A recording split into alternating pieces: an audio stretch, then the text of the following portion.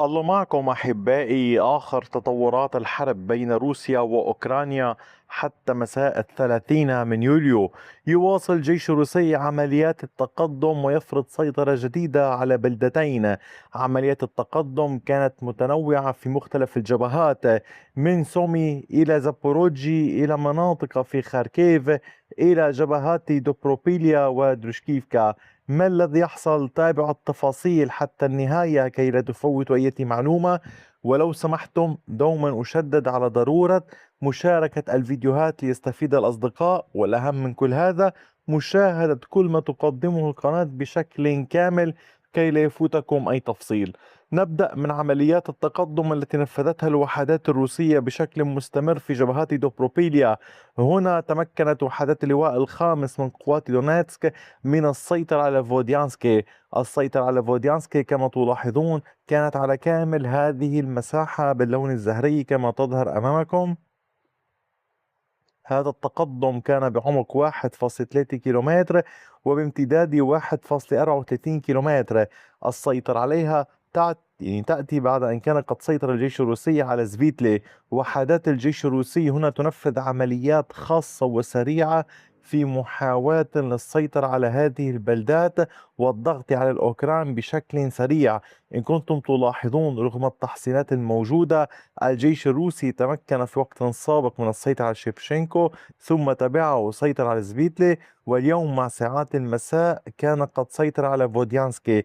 علينا مراقبة كيف ستكون الأمور في البلدات التالية الموجودة هنا: تشيرنييفكا، كراسنوبيليا، وباتجاه هنا ماتياشيفي، وأيضا باتجاه دوبروبيليا هذا، وأيضا فيما يتعلق بالعمليات باتجاه نوفوهريشني، حيث الجيش الروسي ينفذ هجمات باتجاه شمال ميرني نحو المنطقة الموجودة هنا.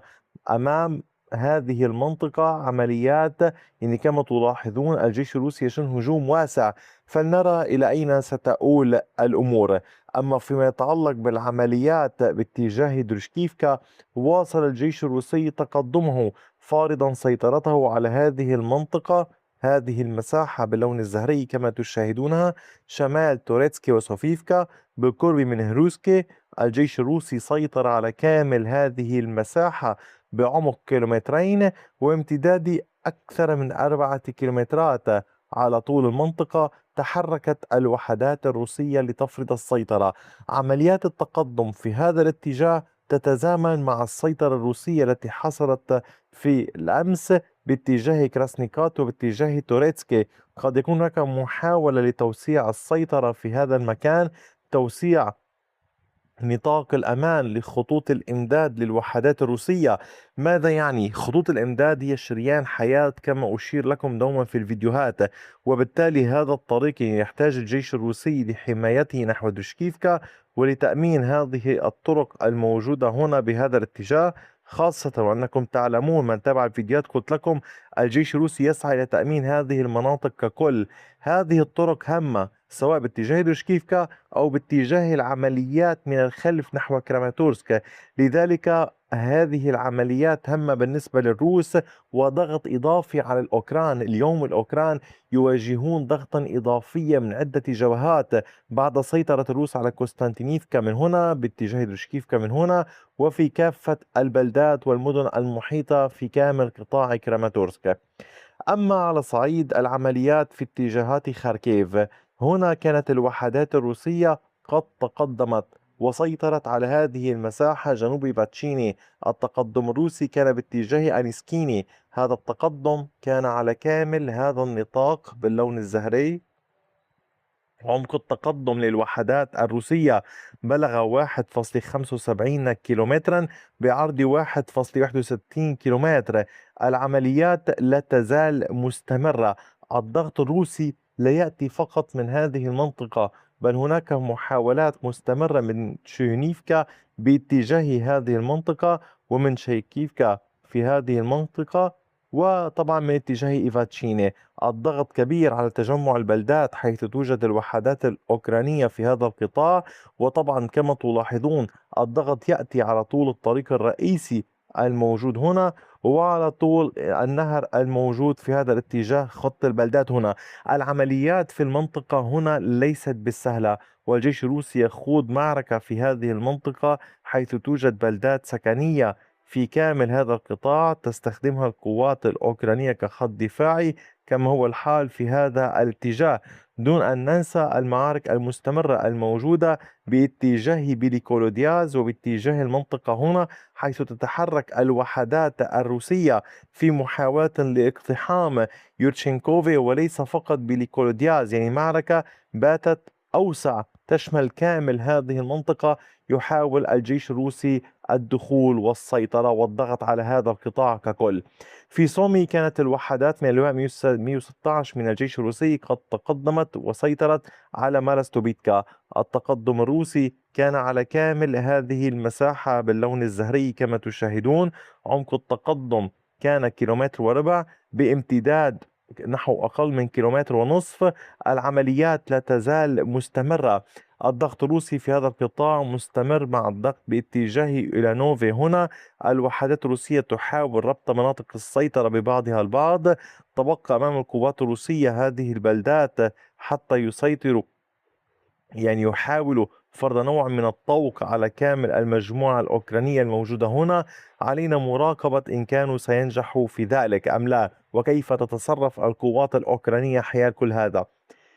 في المقلب الآخر من سومي في هذا الاتجاه كان الجيش الروسي قد تمكن من إحراز تقدم واسع داخل بلدة موريستيا. هذا التقدم داخل هذه البلدة الهامة كان على كامل هذا الجزء. سيطر الروس على كامل هذه المساحة باللون الزهري أمامكم. كما تلاحظون كان التقدم بعمق نحو كيلومترين وبعرض كيلومترين فاصل 64. العمليات الروسية في هذه المنطقة مستمرة للسيطرة على كامل هذه البلدة. دعوني أذكركم بأهميتها. موريستيا في هذا الاتجاه، يعني كما تلاحظون تقع بالقرب من هذا الخط الموجود هنا. هي يمكن من خلالها للقوات الروسية التحرك ضمن منطقة الغابات وصولا إلى تجمع البلدات في هذا الاتجاه، وصولا إلى مدينة سومي عبر طرق فرعية. وأيضا يمكنهم التحرك على طول طريق، يعني الأمر ليس بالسهل، ولكن هي تعطي زخما إضافيا للقوات الروسية وتضغط على الوحدات الأوكرانية التي ستضطر لنشر مزيد من القوات في المنطقة المحيطة لمنع الجيش الروسي من التقدم. دون أن ننسى أن الجيش الروسي بعد أن كان قد سيطر على نوفايتش في هذه المنطقة، باتت الوحدات الأوكرانية موجودة هنا أمام ضغط أكبر، خاصة مع محاولة قطع خطوط الإمداد عن هاتين البلدتين، وبالتالي اليوم الضغط كبير على الجبهة. فيما يتعلق بالعمليات باتجاه زابوروجي كان الجيش الروسي قد تقدم نحو أوريخيف، والوحدات الروسية هنا تواصل تقدمها باتجاه نوفاندريفكا ونوفابافليفكا. الجيش الروسي تمكن من السيطرة على كامل هذه المنطقة باللون الزهري كما تظهر أمامكم. عمق هذا التقدم كان نحو أقل من 3 كيلومترات بامتداد 3 كيلومترات. أما عمليات الجيش الروسي في هذه المنطقة فهي ليست فقط بهذا الاتجاه.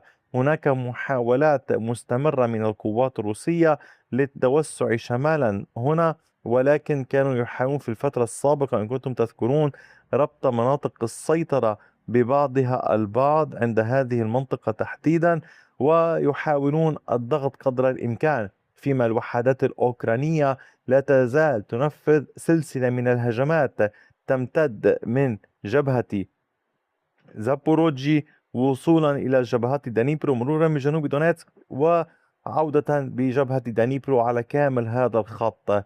أحبائي، هذا كان كل شيء. أعود لأدعوكم لدعم القناة بكافة الوسائل الممكنة. أي جديد سوفيكم به لاحقا. تابعوا القناة، شاركوا الفيديوهات. شكرا على وقتكم الثمين، وإلى اللقاء بفيديو آخر.